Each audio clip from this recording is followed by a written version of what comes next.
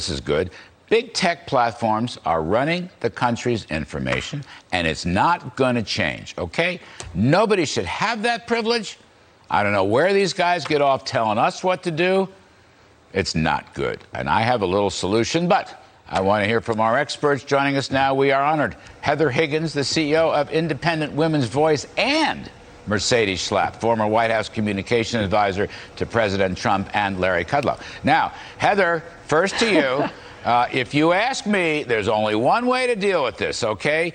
You got to get rid of the liability shield on Section 230 to have any chance on reforming this. What's your take? I have a very outside the normal box take on this, which is the problem with 230, which is a problem, is really three little words, or otherwise objectionable. That's the loophole that gets used for decreeing that certain things are cancelable that otherwise shouldn't be. But the liability protections of Section 230 are essential to a lot of small websites or smaller websites, whether it's TripAdvisor and the comments and negative reviews that get put in about a hotel or a restaurant, or somebody critiquing a book, or somebody putting a comment up about an article. So I think what we have to do is break this into two different problems. The first is the monopolists, who or near monopolists, what Teddy Roosevelt would have called the malefactors of great wealth, who have these extraordinary... They're oligopolists.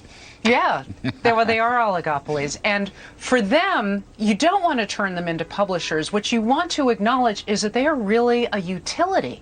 What they are, just as the electric company should not be allowed to deny you electricity because you have a Confederate flag hanging outside of your house and they've decided that that is objectionable.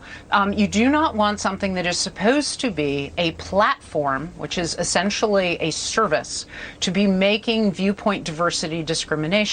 For those entities that are smaller and that are not monopolists, I would give them the option. Yeah, they can be content neutral, but if they want to be publishers, then they need to be clear and not like Twitter, which is so fake, pretending that it's just a neutral. I basically agree with that.